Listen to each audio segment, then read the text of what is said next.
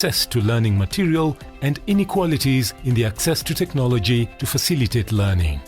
On Thursday, 21st May 2020, the Nation Media Group will hold a live virtual Nation Leadership Forum from 7:30 p.m. on NTV. With the help of a panel of experts, it shall delve into the impact of COVID-19 on the education sector and what this means to millions of students who now find themselves facing an uncertain future. Nation Leadership Forum. Engaging society, impacting the nation. The restrictions instituted by the government to curb the spread of coronavirus have led to the closure of bars, restrictions in movement, and the banning of public gatherings. This has seen a majority of the population take alcohol in their homes or in areas where they would have traditionally shied off from consuming it. This may also be attributed to an increase in cases of domestic violence, psychological distress, and mental illness. This Wednesday, 20th May 2020, join Nakada on NTV at 7:30 p.m.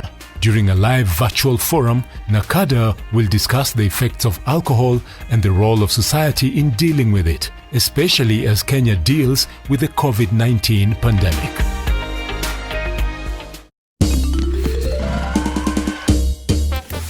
Sona moja imetengenezwa kwa njia spesheli ili kupambana na maumivu kwa haraka. Sona moja ina aspirin kama kiungo. Sona moja, kitulizo kamili. Maumivu yakizidi, pata ushauri wa daktari. During this pandemic period, people with disabilities are more vulnerable to the COVID-19 virus. That is why the National Council for Persons with Disabilities, NCPWD, would like to urge you to practice physical and social distancing as directed by the Ministry of Health to stay safe. Remember to keep your commitments if you are a caregiver to a person with disability and to practice high levels of hygiene, love, and care. Regularly disinfect assistive devices. Wash your hands under running water for 20 seconds and ensure the person you're taking care of does the same.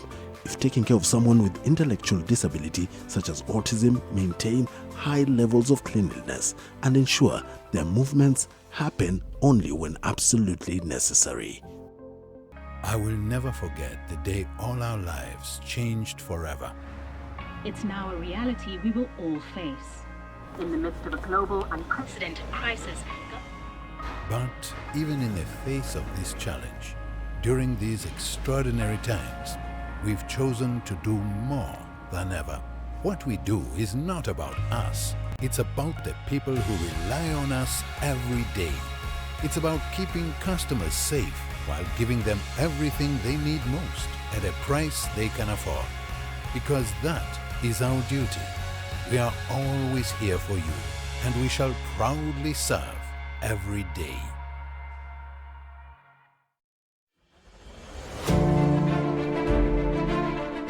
Coronavirus disease is now spreading within counties in Kenya, from person to person through contact with droplets when an infected person speaks, coughs or sneezes, or through touching contaminated surfaces and objects. Anybody with a weakened body immunity has a greater risk of contracting coronavirus disease. People living with pre-existing medical conditions such as HIV, cancer, TB, diabetes among others must adhere to their treatment to strengthen immunity and therefore should ensure they have a constant supply of necessary medicines. Contact your clinic or health facility for information on how to access treatment. Help others within your network to access adequate supply of essential medicines. Ensure that you remain connected with your local networks for any support and follow the medical guidelines provided by your health facility to prevent coronavirus. Remember to stay updated with information on coronavirus using only trusted reliable channels. For more information on COVID-19, call 719 or dial *719#. COVID-19 is preventable. Protect yourself, your family, and the community. This message has been brought to you by the Government of Kenya and its partners.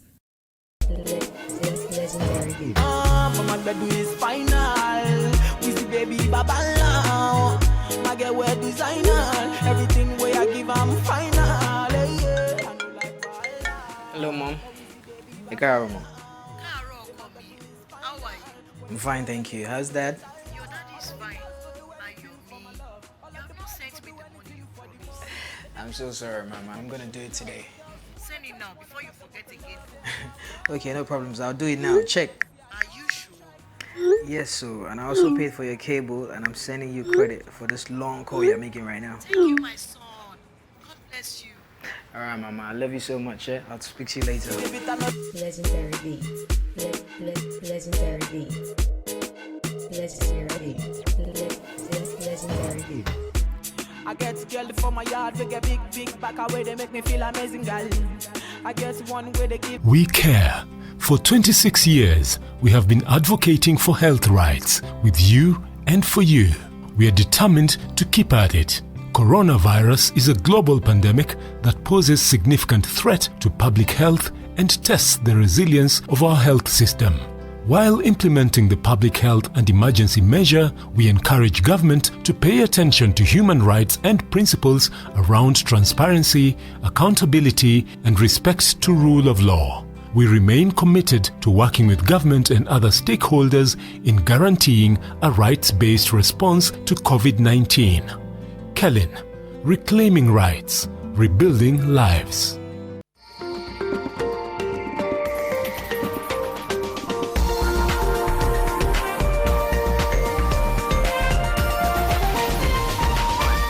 This is NTV.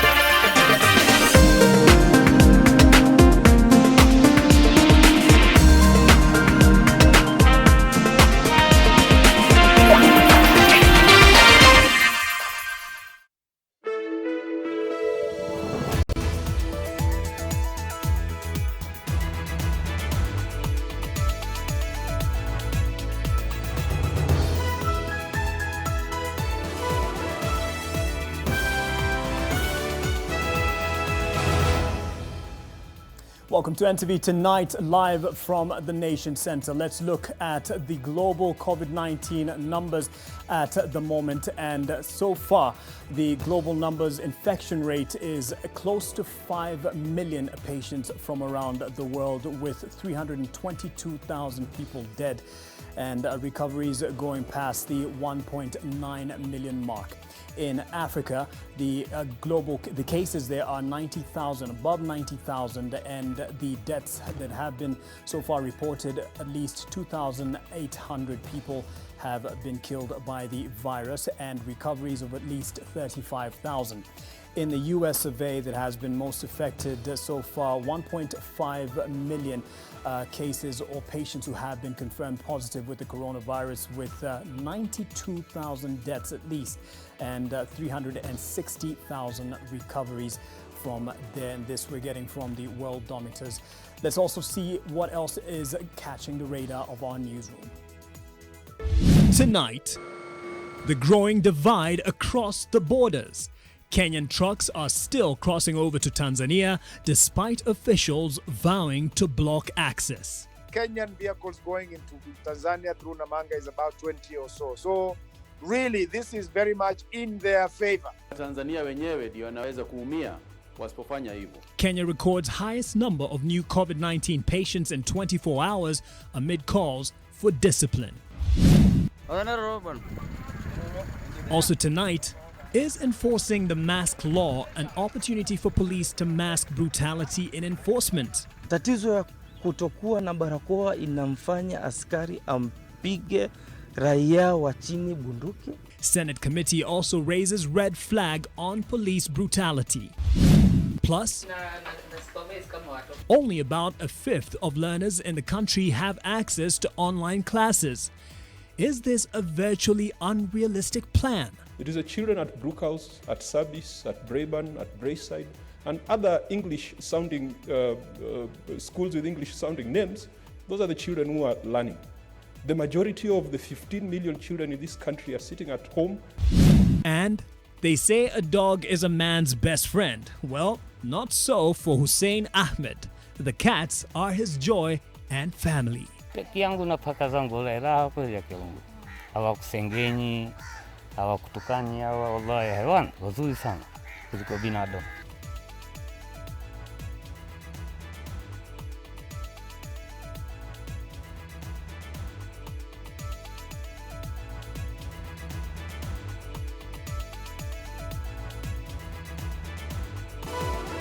NTV Tonight with Mark Masai. Global flights might be grounded, unfortunately, but we're still on air. Glad to be your captain tonight with my co-pilot, Flora Atieno, as our sign language interpreter. The infection rate in Kenya is expected to rise on account of the increased testing in the country. The government has 20 labs countrywide, 17 of which are public ran, while 3 are ran by private institutions. According to the report by Cabinet Secretary Mutahi Kagwe, the measures to contain the contagion are working as the increase of the infection is low as compared to the numbers recorded in other countries. Charity Mwangi reports on the COVID-19 situation in the country. In the situation update delivered today, it was made clear that Kenya's infection rate remains relatively low as compared to countries such as South Africa, Somalia, and the United States of America. To pass the incidences. The United States has registered a 94.5-fold increase in infection since the first case was reported. South Africa has recorded a 3.5-fold increase in infections. Somalia has a 15-fold increase, with Kenya registering a 2.7-fold increase.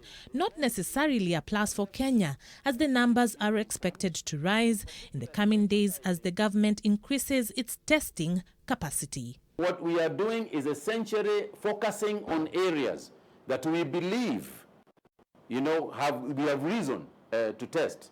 And that's why you see our figures going up, because we are going to areas that we believe have got it. Otherwise, it is quite possible to test double the figures that we are testing and have a lot less figures in terms of infection rates. There is, however, concern on the return to normalcy. The government says that the country must maintain the set restrictions for fear of an upsurge of infections. Lifting restrictions, we are looking at that and wondering and looking at how exactly to do that so that we do not open and then experience what a lot of countries have experienced, where they went for these strategies, opened too soon, and then immediately had an upsurge of deaths and infections. There have been 51 new cases reported today, bringing the total number of people infected so far to 963. 358 people have recovered from the COVID-19 disease, as 555 active cases continue to be monitored. The fatalities stand at 50 so far. In the last 24 hours, for example, if you look at the graph and the regions, you can see that globally we have 4,618,000 cases.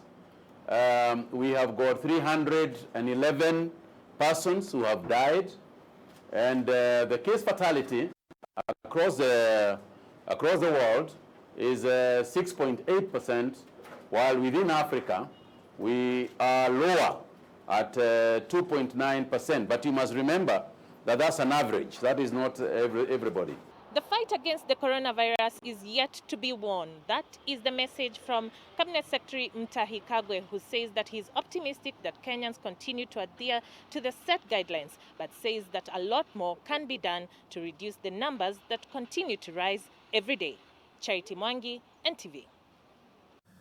Now, to a diplomatic angle of all this, Kenya's government has insisted that cargo trucks are still moving from Kenya into Tanzania, despite declarations by officials that they would be barred from entry. East Africa Community Cabinet Secretary Aden Mohamed informed a parliamentary committee that cargo movement from Kenya to Tanzania is still open and that Kenya will engage diplomatic channels to sort out any kind of misunderstanding between the two countries. Kenya's move to close its borders with Tanzania in an effort to combat further spread of the coronavirus disease was not taken well by Tanzania's officials, some of whom vowed to block any cargo truck movement from Kenya.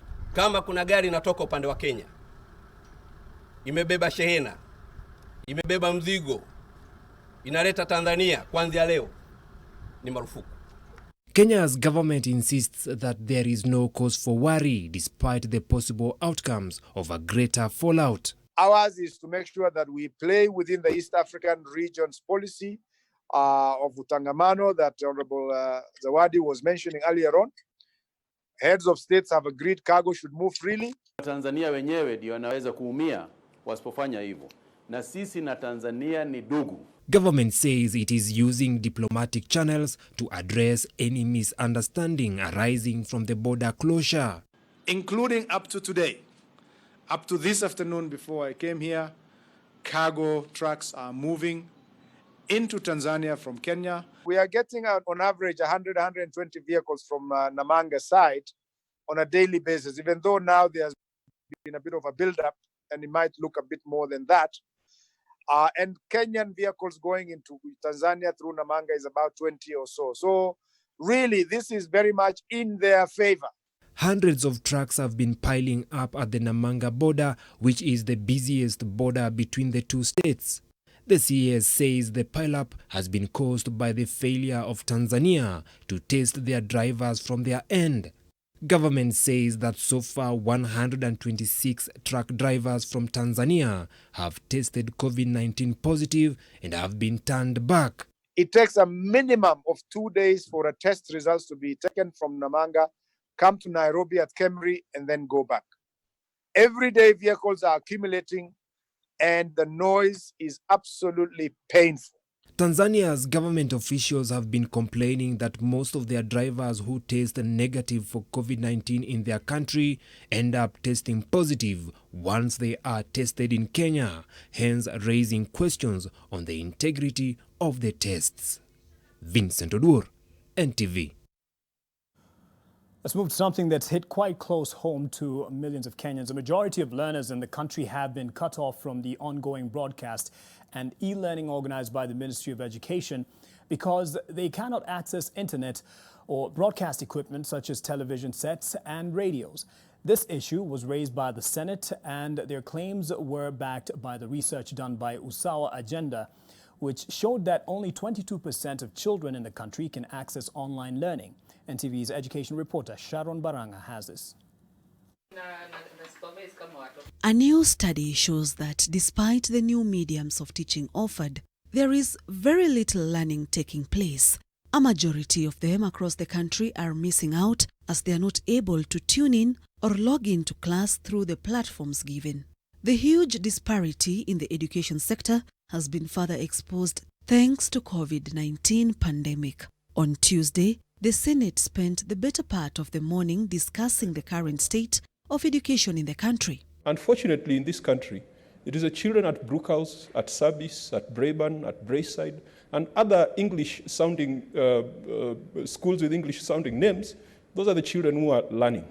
The majority of the 15 million children in this country are sitting at home idling. A study conducted by Usawa Agenda captured the situation in 42 out of 47 counties. What was captured from primary and secondary school teachers surveyed showed that only 22% of children in the country can access online learning. But we need to tell these children that this anxiety they are building up in fear of exams especially, we need to tell them how we intend to deal with that eventuality, that we delay opening or that we don't even open to the end of the year. What will we do with those students in examination classes? How will we make sure that their lives are not disrupted permanently because of an event that happened in a few months of their lives? Two different technologies put to use in dissemination of lessons are not compatible. KICD is digital, the KBC is analog. And therefore, even contemplating of school transmission study through the KBC, through radio and television, is not possible because the farthest you can go, Mr. Speaker, is within the 100 kilometers of Nairobi. In Kenya, the integration of ICT has been at the center of recent education reforms, training and research. But questions abound whether the ICT tools are actually promoting learning or widening inequalities in access to quality learning in the current circumstance. The reality that we must face is that the quality of education this year cannot be compared to any other year. Only education is happening in schools. The TV, if you tune in, it will show you class 7 English, then tomorrow it will be class 2 geography. Then, you know, it is not consistent. There's no curriculum being followed that is proper.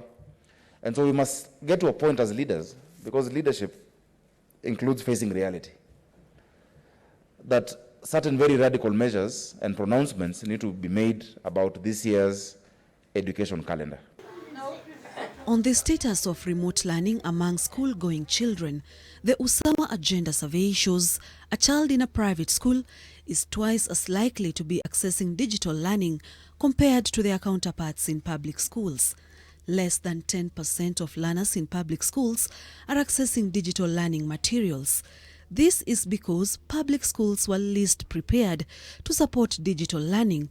They may have been better off had the Jubilee government delivered on the laptop promise, but we are risking a generation that would be driven into illiteracy, will be driven into disease, would be driven into poverty. Could the committee find out why, after spending 100 billion Kenya shillings to provide laptops for children in the Republic, we cannot continue to provide electronic and virtual learning to the children of this republic? The study further revealed that the most utilized platform of accessing digital learning isn't the most accessible.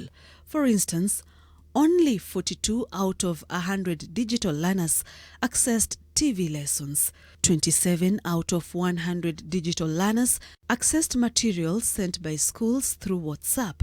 10 out of 100 digital learners accessed digital KICD materials, and 19 out of 100 learners accessed radio lessons.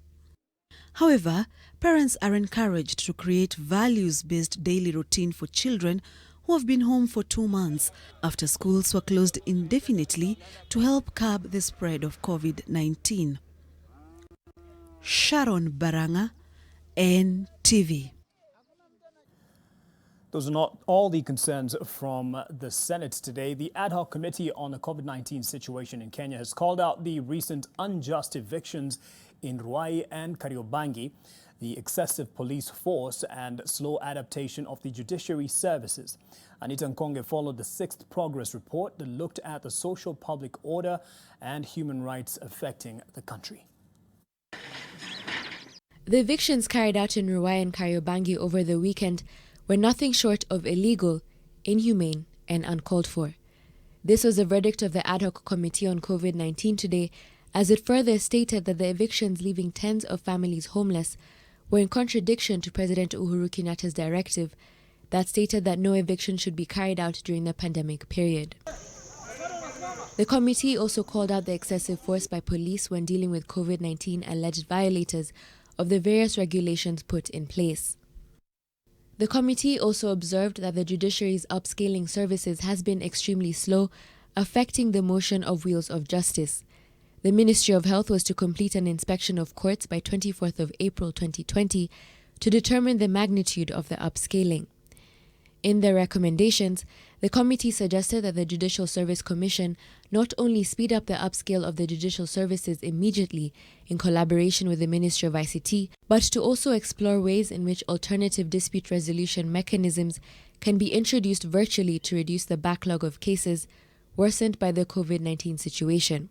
My Lord, yes, we can hear you clearly. Are you able to hear me now? Additionally, they added that the Independent Police Oversight Authority should move with speed to ensure that police officers found to have used excessive force on citizens while also enforcing various measures are prosecuted.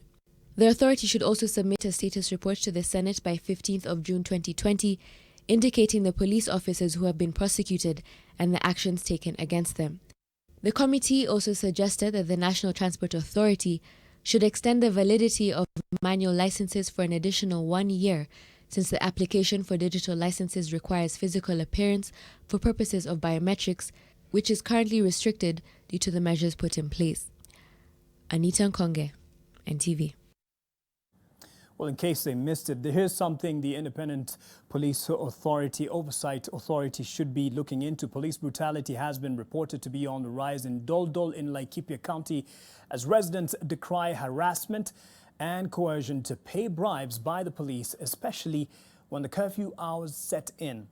In the latest case, a victim in Islamu, Senator Anwar Loitiptip's father, David Kiwaka, who was allegedly shot by a police officer.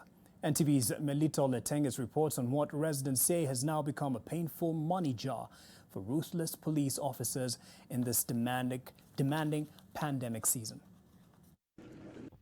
On the other side of this curtain is the room in Doldol town, Laikipia County, where David Kiwaka allegedly was on Sunday afternoon when two police officers dressed in civilian clothing attacked him. His family claims the officer faulted him for not having a mask on and went on to ask him to give them money, and when he refused, he was shot and injured on his right leg as he fled.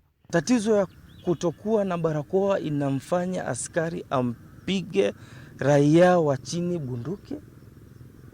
Tushukuru Mungu, mzee ilimpata kwa mguu, ingempata kichwani. Wakati polisi wanajaribu kumwambia asonge mbele, akaadvance tu kwa polisi, wakajaribu kupiga risasi juu, hapo walipiga risasi mbili. Residents in Doldol have condemned cases of police brutality, saying the curfew hours have become a cash cow opportunity for police officers in the area. Oscar umejua hapa kuna ATM, leo nasema tu washe leo tuende bomba ile moko. Leo tuende bomba ya Legimiri, tuende kwa Lepusi. Sasa unakuwa na hii program. Wewe unakujanga tu kuchukuanga, wanakuja tu kuchukuanga pesa yao, ni kama imelala ni yao. Hebu fikiria kama Senator Elamu ndiye anakuja hapa. Wapi ile viongozi na tulifanya election hapa? Sasa sio corona sasa ni kuua raia. Unajua hapa viongozi unajua hawezi kuongoza bila kuwa na raia kama sisi, kama watu kama sisi. Women and children have not been spared either, with many of them claiming they have lost their hard-earned money to rogue police officers. Na pesa ya mtoto ya shule ilikuwako ndani ya hii nyumba, wakashukua hiyo pesa 20,020. Tumekuja kufuruta sisi kila siku tu magari unakuja kupitia hapa, watu unakimbia. Residents now want the Directorate of Criminal Investigations and Independent Policing Oversight Authority to intervene and save them from what they described as armed brutes in uniform. Melita Oletenges, NTV.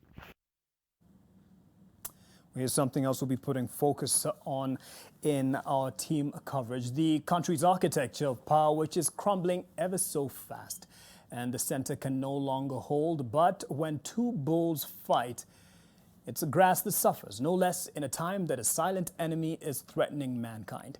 On team coverage this Wednesday, we'll be looking at how fast things are falling apart in the presidency, where you, the ordinary Kenyan, are in all this, and attempts to call the noisy house to order. Here's a sneak peek. EBBI, it is nothing else but ethnic balkanization. Nobody can stop reggae. I promise you, hiyo reggae itasimama. Majority has effected changes. I am just but a son of a squatter, born and brought up in Embobut. I want to say, Mr. President, now therefore deliver for the people of Kenya. Hata wa murgugumin, hiyo ni kitu kidogo kwako. Lakini kitu kubwa ni hii corona. Sioni haja ya politics sahi. We just need to get all friends of William Ruto in government and fire them once and for all. If you think you will intimidate me with death, if you think you will intimidate me with removing me as a chair of a committee, or even recalling me as a member of parliament to change a stand I believe in, please try another one. Isn't this an internal party matter? Things fall apart. That's this team coverage Wednesday, and will be our focus tomorrow night. And we take our first break here on NTV Tonight. Stay with us.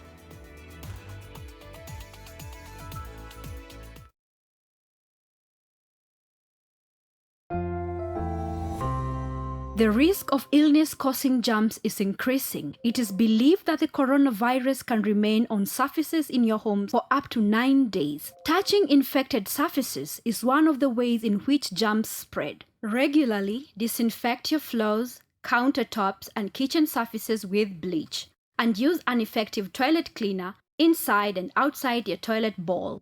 This message is brought to you by Medifact, JIC, and HAPIC.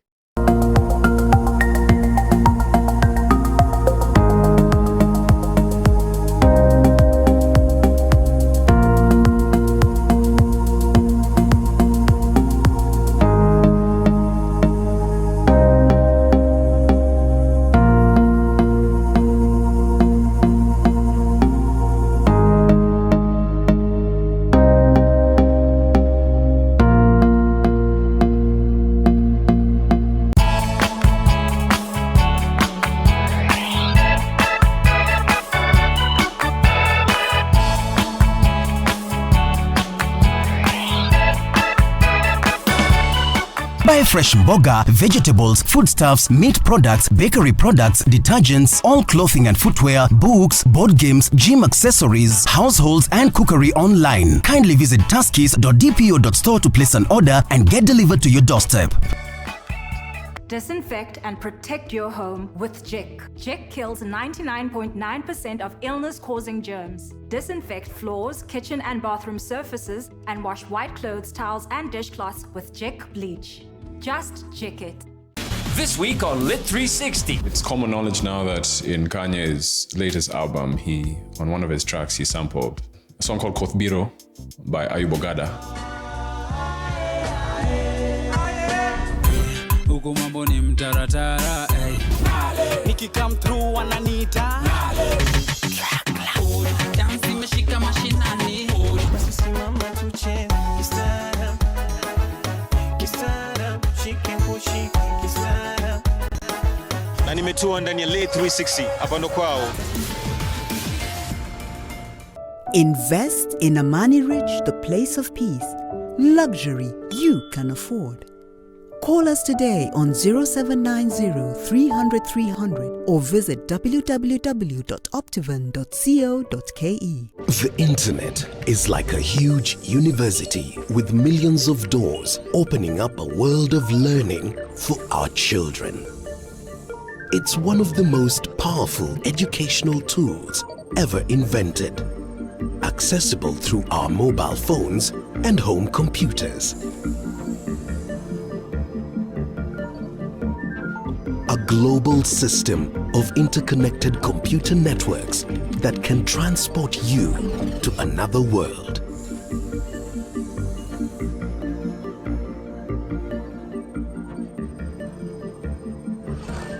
But it can also expose our children to harmful influences and bad behavior. As a parent, you need to know how to protect your children. Be the cop. Disinfect and protect your home with JIC. JIC kills 99.9% of illness-causing germs. Disinfect floors, kitchen and bathroom surfaces, and wash white clothes, towels, and dishcloths with JIC bleach. Just JIC it.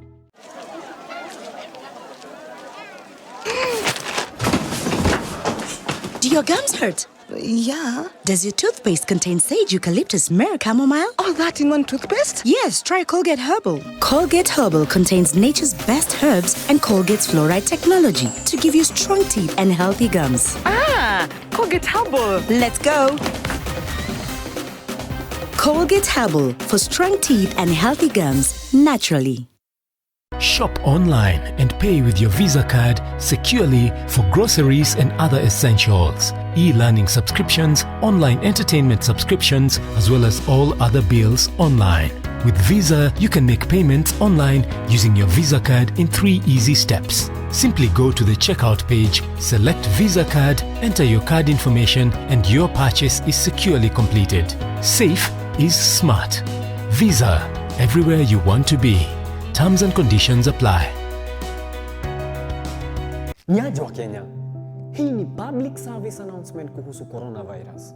The Ministry of Health advises all returnees from abroad to self-quarantine for at least 14 days, whether they feel well or unwell. Wash your hands regularly following the 8 steps of hand washing. Wet hands with warm water. Apply a small amount of soap. Rub palms together. Rub fingers and thumbs and the bits in between. Rub nails on palms. Rub the back of each hand. Rinse with clean running water and dry thoroughly with a clean dry towel. Furthermore, it is advisable to cover your mouth and nose adequately when sneezing or coughing and immediately dispose of the tissue in a dustbin. Please do not use handkerchiefs if you can avoid it. If disposable tissue is unavailable, cough into your elbow. Try and avoid close contact with anyone showing signs of a respiratory illness, such as coughing or sneezing. Before you share any coronavirus information on social media, please verify it with Ministry of Health to avoid panic and alarm among your fellow Kenyans.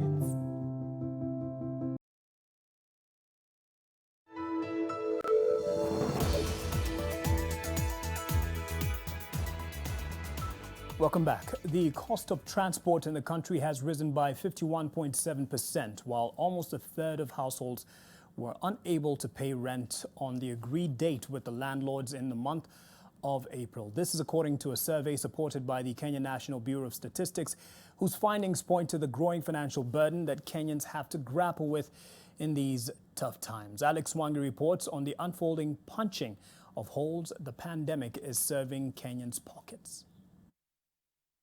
Kenyans now find themselves further squeezed financially as some of the costs of their daily expenses go up due to the challenges associated with the COVID-19 pandemic. The cost of transport is now on average 1.5 times what it used to be before the pandemic, having gone up by 51.7%. A household economic impact assessment survey by the National Coordination Committee on the Response to the Coronavirus Pandemic has found that 30.5% of households were unable to pay rent on the agreed date with the landlord in the month of April. The results show that 21.5% of the households in Kenya who usually pay rent on the dates agreed with the landlords were unable to pay rent for the month of April 2020. Economic growth in 2020 was projected at 6.2%, but due to the COVID-19 pandemic, that figure was revised downwards to 3.4%. It now turns out that even that 3.4% projection stands on shaky ground. These are problems like no other before, at least not in our lifetime. Our exports has drastically reduced. Import of, inputs into a number of our industries have also gone down. The tourism, the service sector is more or less on the knees. The G20 has offered to suspend repayment of debt by countries that are feeling the heat of the pandemic. While this is meant to help countries have an easier COVID-19 season, Kenya is not too keen to jump onto this relief bandwagon. For our own situation, we are not very certain yet whether we are going to go for it, because the accompanying conditions are a bit tough, because will not be expected to borrow during this period. But that does not preclude a situation where we are going to engage our bilateral partners. We are already engaged in some of them to give us an opportunity to pay some debts at a later time so that we can get the necessary fiscal space to manage these additional expenditures. The survey reached out to 16,292 individuals, and 15,840 of them, or 97%, responded. 52% of the respondents were male, 48% female. The survey on the socioeconomic impact of COVID-19 on households will be implemented in 6 waves. Data collection for the second wave will begin this Saturday. Alex Mwangi, NTV. The Kenya Wildlife Service is warning that the rise in water levels in the Rift Valley risks displacing scores of people and wildlife. Bridget Singana has more on this. On the shores of Lake Baringo, fishmongers haggle over the day's catch. This freshwater gem in the Rift Valley has been swelling at an alarming rate. unrelenting with the ongoing rains. The local dispensary at Kambi Samaki has not been spared. Neither have schools, homes, and other public amenities in the 3 sub-counties that circle Lake Baringo. The elders in this area confirmed that it has never been up to this level, according to their memory. When I came here in 2017, it was around 300 meters away. Then it came up to around 100 meters away here, but this time it's almost here and it's coming. These people around here, they are pastoralists. They don't have anything other to depend. They also depend with their fishing. So if there's a lot of water coming in, it also distorts the habitat of the fish and also the people who are staying around here. More than 20,000 people in Baringo alone have since migrated to higher ground, and it is not known when they shall be able to resume their normal lives. What I want to appeal to the national government is that we can compensate them. They can come and take this part. If it is 100 acres, they can take 100 acres and look for another land of 100 acres and then make this one to be a forest. Lake Nakuru is also closing in and has since displaced more than 1,000 people, even flooding the county sewage treatment plant. As KWS in Lake Nakuru, we are seriously also affected. In terms of tourism, in terms of roads within the park, I think we have lost almost more than 50% of our infrastructure within the park.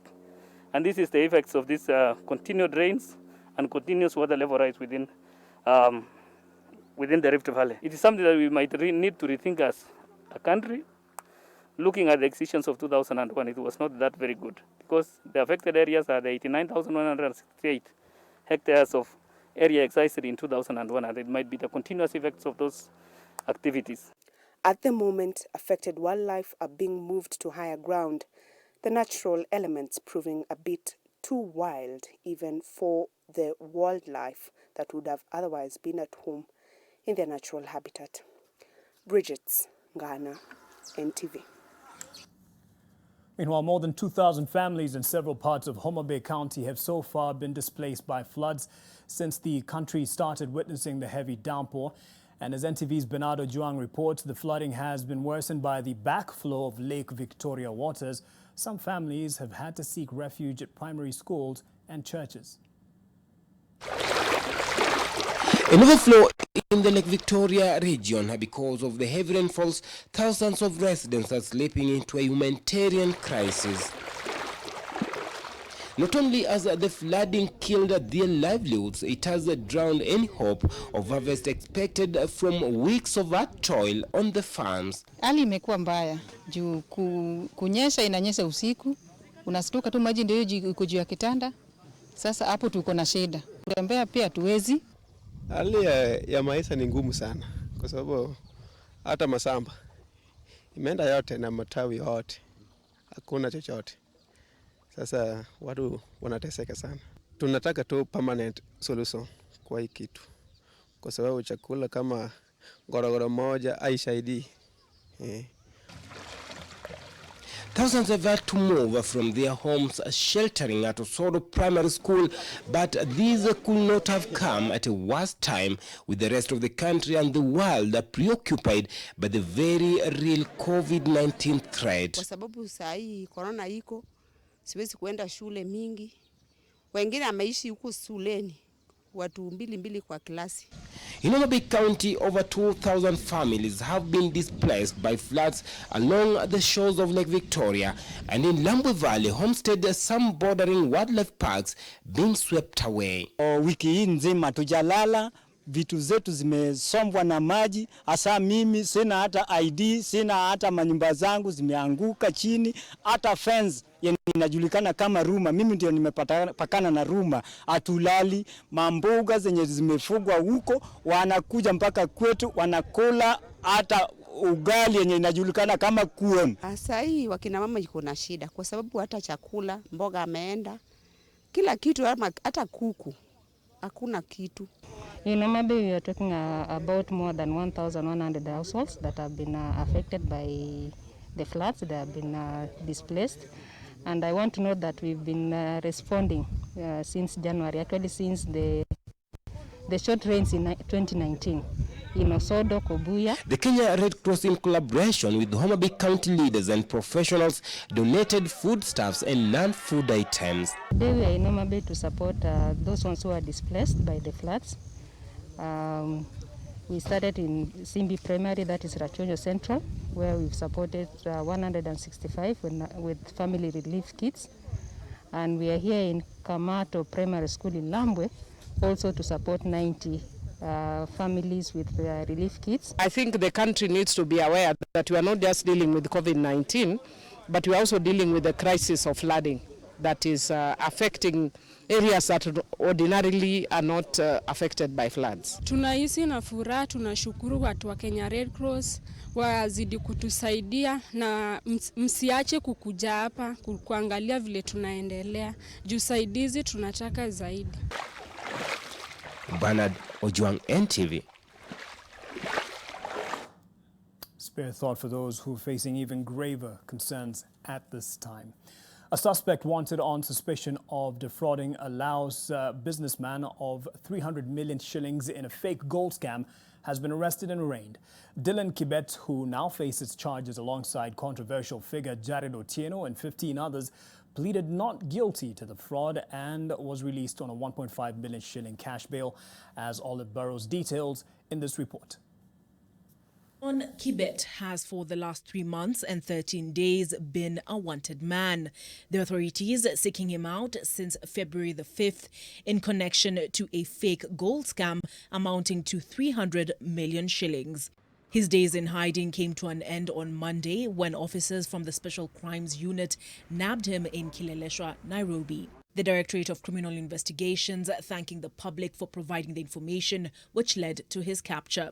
Still on the run is one Rose Omamo Adhiambo, reported to be at the heart of the scam that saw a Laos businessman pay 300 million shillings for what turned out to be fake gold. Kibet now faces charges alongside 16 others who were presented before the court in May of last year. Among them, Jared Otieno, a purported businessman whose lavish lifestyle earned him some notoriety. Kibet, who denied the charge of obtaining the $3 million under false pretenses, was released on a 1.5 million shilling cash bail, or in the alternative, a 3 million shilling bond. Kibet notably was arrested in the same neighborhood of Kileleshwa, where tools of the suspected fake gold trade were confiscated by police. The illicit trade taking place right under the noses of officers from the General Service Unit deployed to Kapute Gardens to guard members of the diplomatic corps. The recovery taking place as speculation reigned rife that a member of the Saudi royal family, a sheikh no less, fell prey to another fake gold scheme also involving hundreds of millions of shillings. A leaked audio recording allegedly of Bungoma Senator Moses Wetangula seeming to suggest that he was used as a frontman to lend credibility to the fraud. Olive Burrows, NTV. A dog is a man's best friend, so they say. They also say that cats are associated with witchcraft, especially at the coast. But these two sayings are not true for Hussein Ahmed, who lives in Old Town, Mombasa County. His best friends and family are also a blessing and source of joy and enlightenment, not a link or sign of the dark world. He has more than 20 cats, who to him, he says, are like children. Our reporter Mabugo visited him, and here's his story. This is Old Town area, Mombasa County, where Hussein Ahmed has called home for many years. It has been said that a dog is a man's best friend, but not so for Hussein, who has over 20 cats, which he says are his family, and more to that, they are better than people. Wallahi kama niko kwenye peponi janna. Sikwambii urongo. Sitaki dhiki ya nyumbani na nini, mtu wa kukontrol nini, hoga nini naenda nyumbani. Lakini kulala nini hapa. Peke yangu na paka zangu wallahi raha kweli ya Mungu. Hawakusengenyi, hawakutukani hawa, wallahi haiwan wazuri sana. Hussein says each of his cats has a name. Kuna majina. Hawa watoto wadogo tu hawana. Nitaweka sasa. Lakini wakubwa wanayo. Rani, Malkia, Shnowi, Sono, Jigu. Tuk aligongwa, maskini alikufa. We are keen to find out if he has a wife and children. Afadhali ni kwa mzuri sana kama ningelikuwa kuna bibi koni ningeliangalia hawa kwa mimi. Angelikubali yule.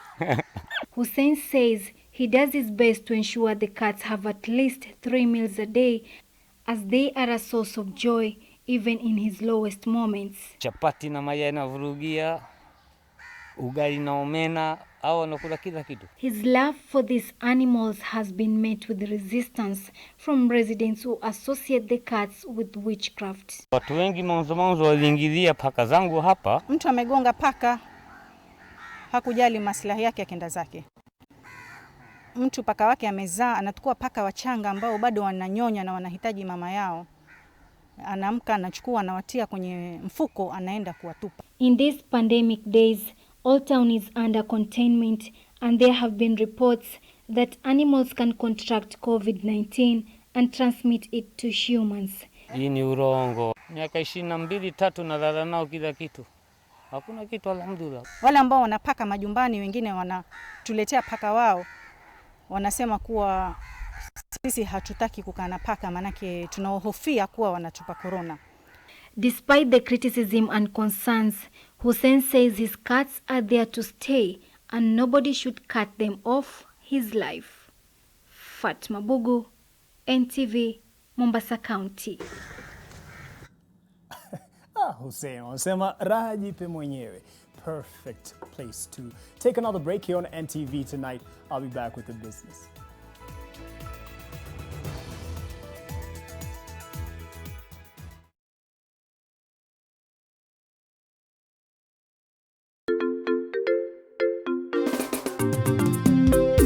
Can you tell Kinyanjui to come to my office immediately? Good morning. Good morning. Mimi sipendi unapanguza floor. Hiyo dust uache hapa kwa meza. Clean up.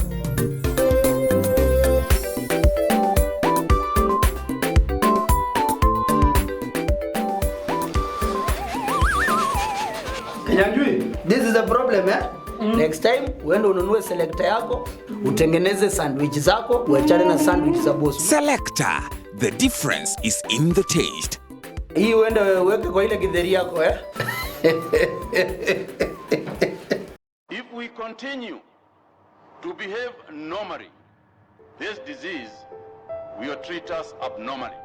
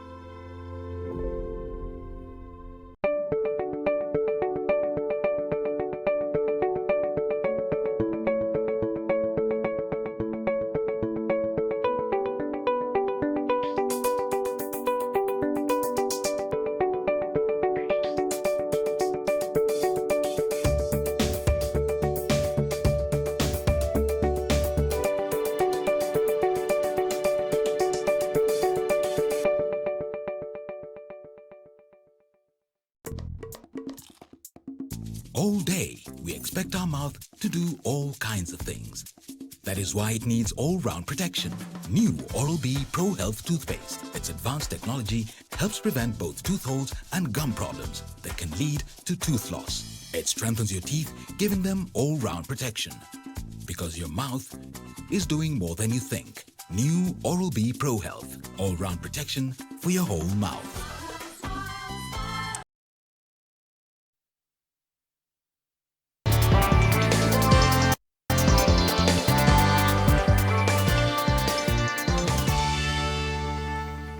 Let's hear from the business desk. And the National Treasury is now seeking approval from the National Assembly to have the budget estimates for the Nairobi Metropolitan Services be included in the national government's budget under the Office of the President.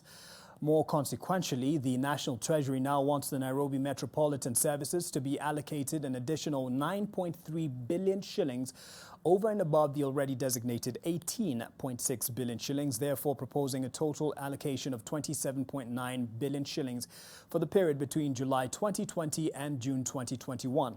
Further, the National Treasury has revealed that President Uhuru Kenyatta has approved a post-COVID-19 economic stimulus package to the tune of 53.7 billion shillings.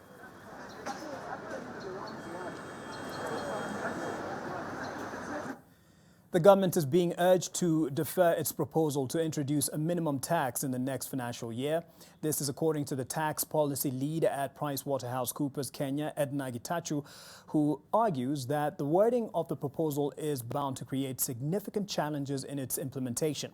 Gitachu says Kenya should benchmark with countries such as Nigeria, which has implemented a minimum tax. The unfortunate thing is that if you're making losses, then you will be subject definitely to the minimum tax. And there are quite a number of questions that arise.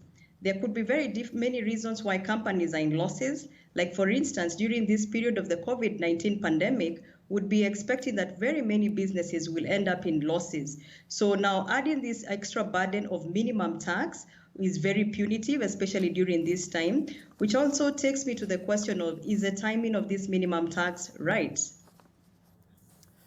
Now, every afternoon and evening, many Kenyans sit back for the latest update on the COVID-19 pandemic from the Ministry of Health. 3 months since the first case was reported, the impact of the disease continues to be felt nationwide and globally, with layoffs, unpaid leave and pay cuts ravaging through various economies. When the going gets tough, the tough get going. And so some enterprising Kenyans have taken it upon themselves to diversify their income streams, as Lilian Kiarie reports. The trickle-down effect of COVID-19 has not only seen the economy dip, but it has also left Kenyans scrambling to make that extra coin. And just when we're getting used to Kenyans converting the boots of their cars into their new workstations, a new concept has come, that of converting the comfort of your house into where you make that extra coin. On the outskirts of Nairobi, in Otheru town, something is cooking. The delightful aroma of pastries invites us to where 35-year-old Ann Juma is making that extra coin. The employee at a Nairobi-based non-governmental firm says that when her company made the work from home pronouncement, it doubled up as a blessing in disguise. She found it much easier to juggle work and her passion in baking, a passion which she nurtured before getting gainful employment. I stayed without a job for like almost a year. So during that year, that's when I, just being bored in the house, decided let me try baking. So I used to bake a cake. Finally, when I managed to, used to bake one cake, a whole 1 kg cake, eat it alone. A hobby she had set aside owing to her busy work schedule before the pandemic now takes up the bulk of her time. When the pandemic came, I started getting more orders because people can't go out for bashes and whatnot. So starting with just where I live, I got birthday cake orders, I started giving those out. Ironically, the partial lockdown and the curfew imposed in Nairobi has led to a boost in demand for her pastries, providing room for her to sharpen her expertise and proving that what may be poison to a man may be meat to another. In April, I've done about 6 birthday cakes. The cupcakes have been rolling almost every day. I would say roughly a 30K.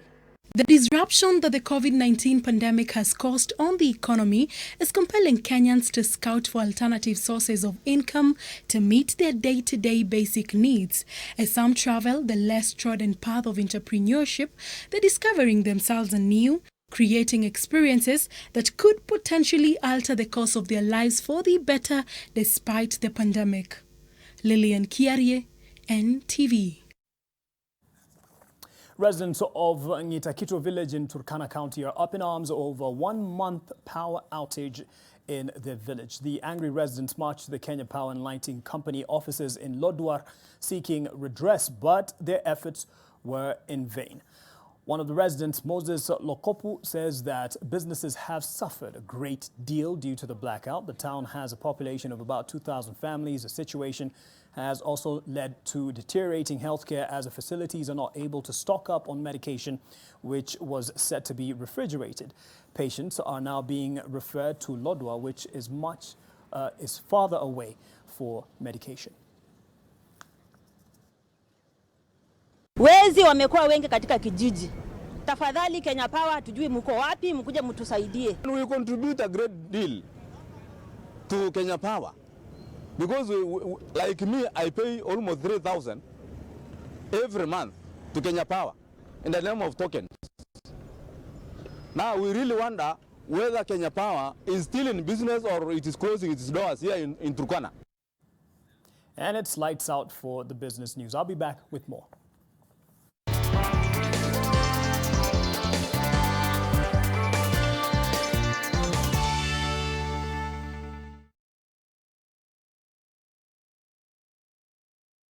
Credit to you if you stay at home. If you must shop online, use your NCBA credit card. Stay home. Stay safe.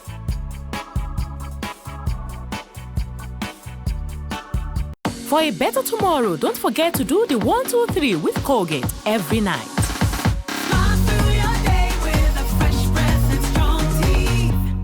It's in times of great difficulty that we should always give thanks to those who are there for us. So, to all our customers who have been there for their friends, their families, those in need, as well as us, we'd like to say thanks. Thanks for staying at home and staying connected. We've got you. With an automatic upgrade on us. A little gift from our heart straight to yours.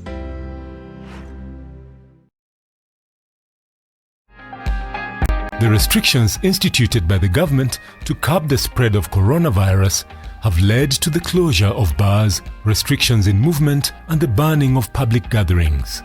This has seen a majority of the population take alcohol in their homes or in areas where they would have traditionally shied off from consuming it. This may also be attributed to an increase in cases of domestic violence, psychological distress, and mental illness. This Wednesday, 20th May 2020, join Nakada on NTV at 7:30 p.m. During a live virtual forum, Nakada will discuss the effects of alcohol and the role of society in dealing with it, especially as Kenya deals with the COVID-19 pandemic.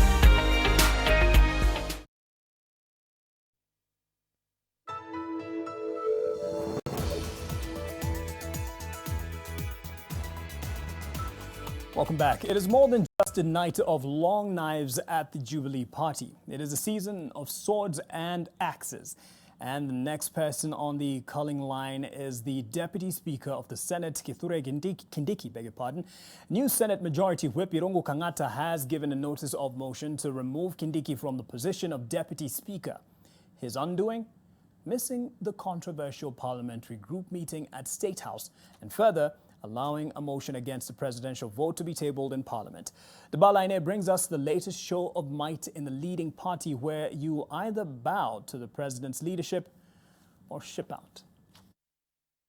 The purge in the Jubilee Party is still on, just days after the removal of Kipchumba Murkomen as majority leader in the Senate and Susan Kihika as the chief whip.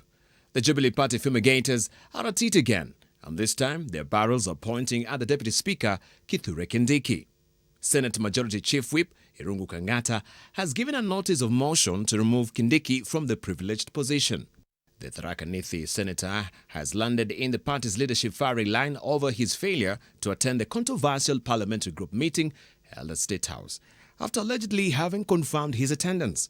According to the party's leadership, he claimed that he did not see the message, as the phone to which it was sent was switched off. And brought up in Embo Booth to be a subject of his discussion over and over again. I want to say, Mr. President. Another undoing for the Deputy Speaker is that he allowed Elgeyo Marakwet Senator Kipchumba Murkomen to table a motion challenging the Nairobi Metropolitan Services Plan, yet it openly had the president's blessings, amounting to facilitating an assault against the head of state. According to David Murade, the party's vice chairman, the purge in the party is not vendetta, as all those who have fallen on the path of the Guillotin's blade know what they have brought about themselves. Sources indicate that 48 senators support the motion of removal of Kindiki, an ally of the Deputy President William Ruto, from the Deputy Speaker position. This are 26 from Jubilee and 22 from NASA coalition. Ideally, the Senate will require at least 44 senators to vote in support of Kindiki's removal. What will this particular motion need to thread through the needle and sail through? According to the Constitution, Article 106, subsection 2, the office of Deputy Speaker shall become vacant when a new House of Parliament first meets after an election. If the relevant House so resolves by resolution supported by the votes of at least 2/3 of its members, or if the office holder resigns from office in a letter addressed to the relevant House. Article 103 of the Constitution further provides that the officer holder can be removed through death if, during any session of Parliament, the member is absent from 8 sittings and is unable to offer a satisfactory explanation if the member resigns from Parliament or is deemed to have resigned from the party. The matter will be subject of deliberation on the floor of the House in the next sitting.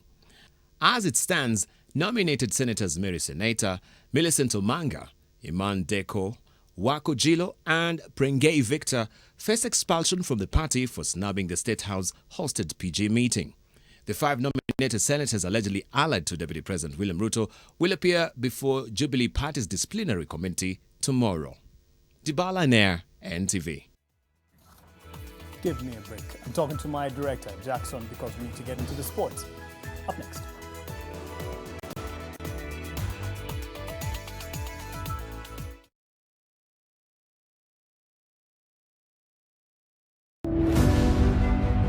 EBBI, it is nothing else but ethnic balkanization. Nobody can stop reggae. I promise you, hiyo reggae itasimama.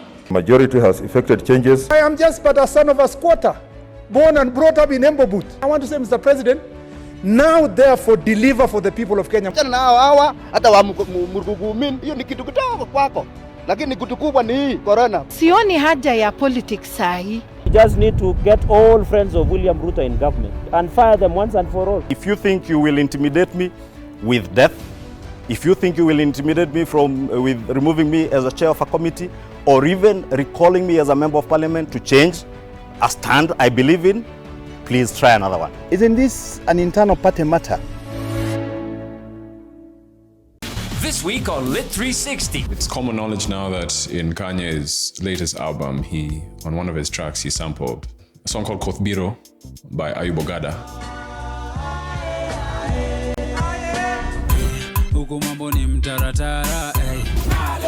Come through wananita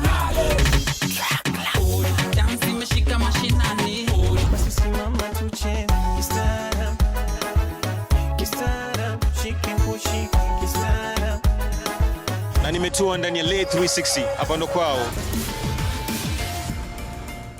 Invest in Amani Ridge, the place of peace, luxury you can afford. Call us today on 0790 300 300 or visit www.optivan.co.ke.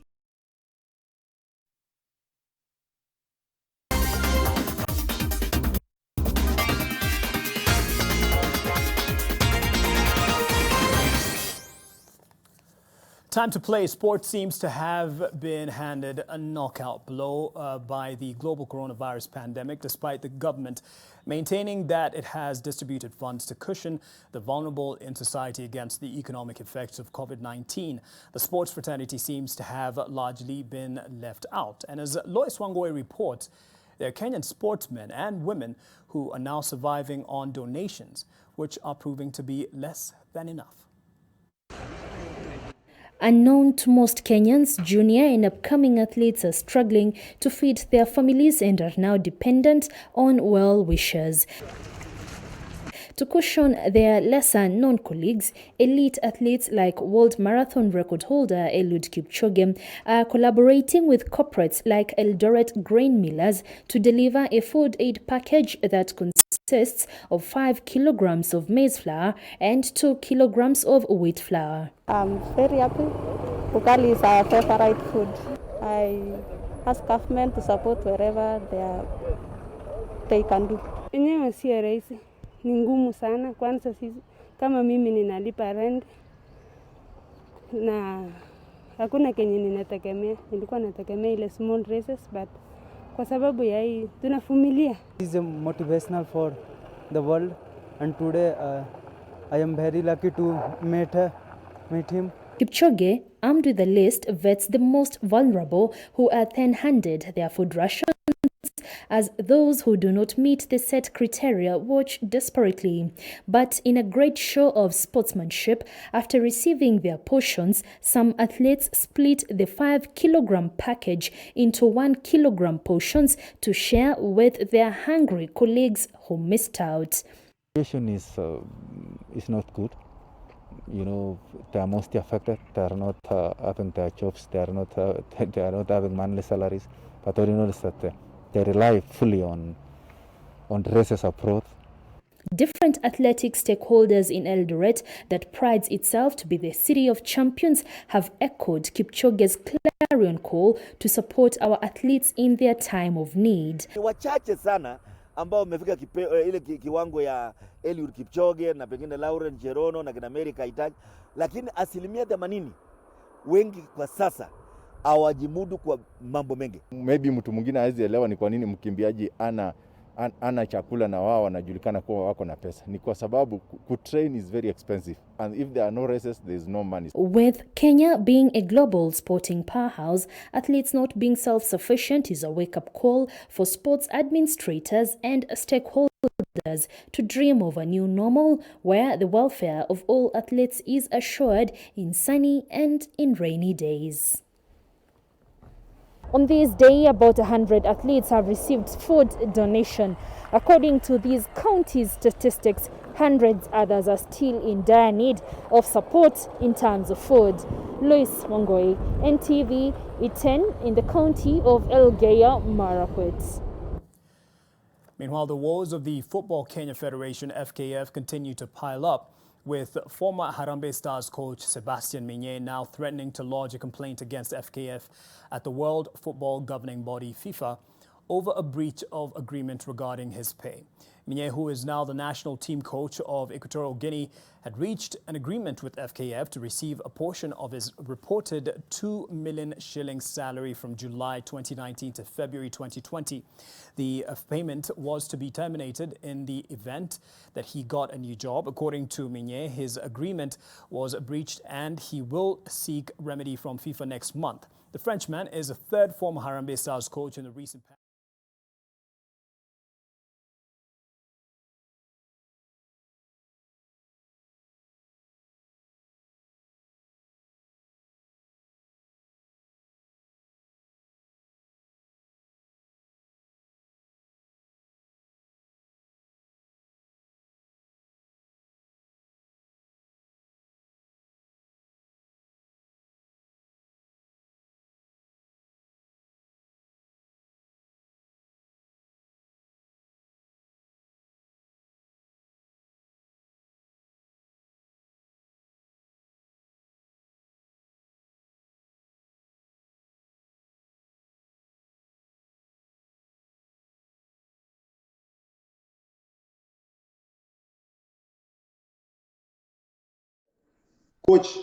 Coach akakataa. Coach akasema hii doni kidogo. Coach akamwambia pia mimi hii doni kidogo haiwezi. Sasa ndaongea kwa nafaa kuweka kila kitu open ndio kila mtu ajue. Federation alikuwa anasema at 50 million juu hii ndio tumepewa ni ya budget. Wacheni sisi tuchukue tufuatini 15 million tukamilishe budget yetu, nyinyi mchukue 35 ile mgawane kama timu. Mimi nikamwambia no. Kasema haiwezekani. Hamwezi chukua 35 million na sisi ndio tumepiga biz, tumetoka mbali. At least mimi nataka kila mchezaji mwenye alikuwa involved katika hii jani apate kitu. So nikasema okay, iko hivi, si tutaki atuchukue hiyo 35, patieni 40, nikasema patieni 45, alafu hii nyingine kaeni nayo ni sawa, na tupatieni 45. Fanyeni hivi. Mmesema hiyo pia ni ngumu. Sawa, tupatieni basi 38. Alafu nikanegotiate mpaka 38. Nikamwambia sawa, tupatieni 38. Hiyo inabaki. Handolini nao wakasema watahandle wale wachezaji hawakuwa na maofficial wale walituanzia mbele kina ukumbi au nikasema lazima kila mtu apate, kwa sababu yani ijakuwa ni tu sisi pekee yetu, kila mtu akuwa amepata. Red Hot Kai Havertz dazzled as Bayer Leverkusen made a winning return to Bundesliga action with a 4-1 victory at Werder Bremen on Monday night. The 20-year-old had scored 5 goals in 8 games before the suspension and showed himself to be one of the best young forwards in Europe with the first half.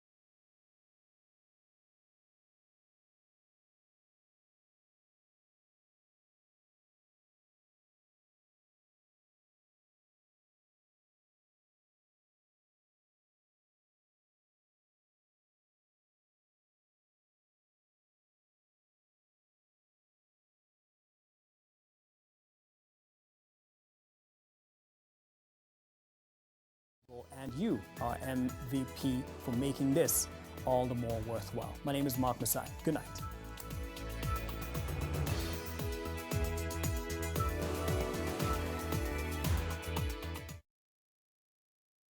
Allahu Akbar, Allahu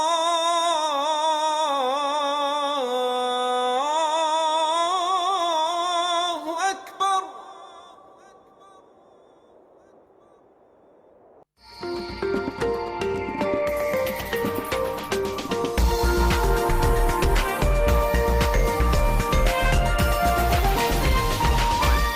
This is NTV.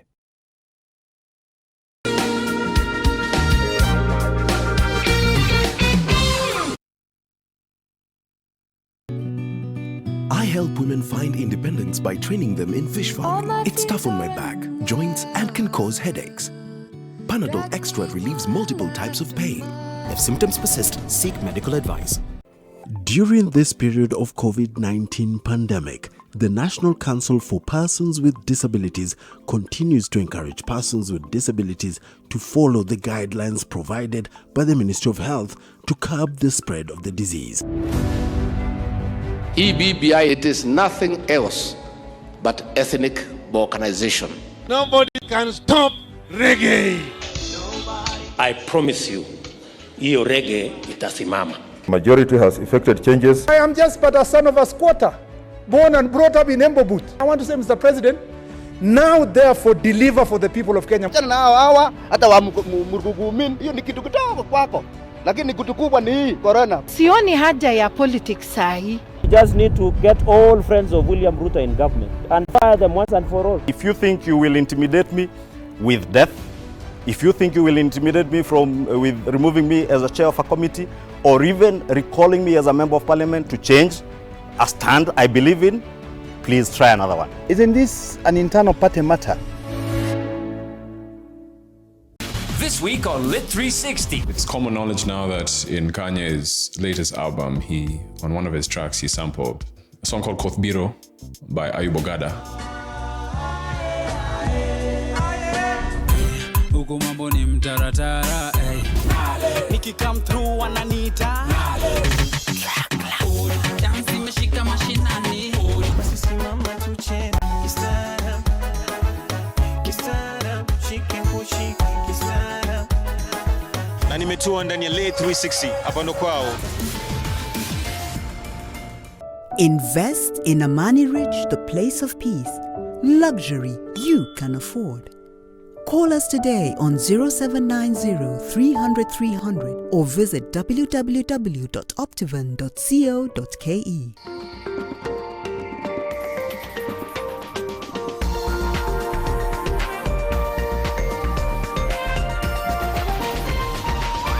NTV, turning on your age of 10.